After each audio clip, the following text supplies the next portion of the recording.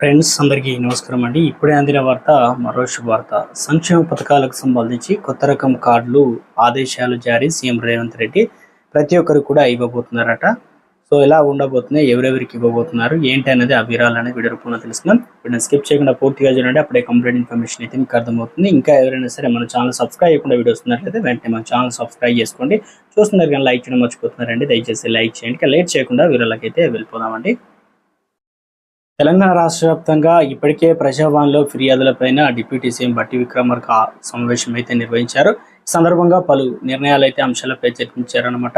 చౌక దుకాణాలు అనగా రేషన్ షాపులు ఏదైతే ఉన్నాయో తీసుకునేందుకు, సంక్షేమ పథకాలు పొందేందుకు కూడా వేరు గుర్తింపు కార్డులు ఇవ్వాలని అంశం పైన ప్రభుత్వం చర్చిస్తుందన్నమాట. సో మొత్తం మీద అయితే ప్రభుత్వం కీలక నిర్ణయం. సంక్షేమ పథకాలకు సంబంధించి ప్రభుత్వం 6 గ్యారెంటీలు కావచ్చు, ఏ పథకాన్ని ప్రారంభించినా దీనికి వేరుగా సంక్షేమ పథకాలకు సంబంధించి కార్డులు అయితే సంక్షేమ పథకాలు పొందేందుకు కార్డులు వేరుగా గుర్తింపు కార్డు అయితే ఇవ్వాలని ప్రభుత్వం అయితే చర్చిస్తుందట.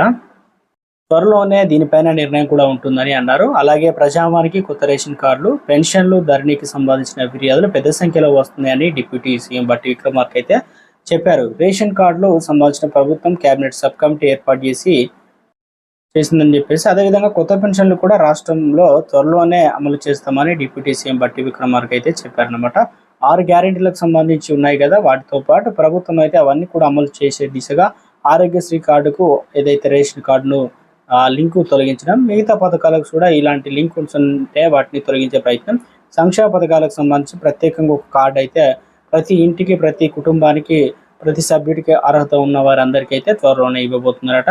సో ఇప్పటికే రేషన్ కార్డులు అనేది స్మార్ట్ కార్డుల రూపంలో ఇవ్వబోతున్నారు. కొత్తగా వచ్చినవి, పాత వాటికి కూడా త్వరలోనే మోక్షం అయితే కలగబోతుంది. ఎట్టకేలకు సంక్షేమ పథకాలకు సంబంధించి ప్రత్యేకంగా కార్డు కూడా ఇవ్వనున్నారు. ప్రభుత్వం నుంచి లేటెస్ట్ అప్డేట్ వచ్చిన వెంటనే ఎప్పటికప్పుడు ఈ మధ్యకాలం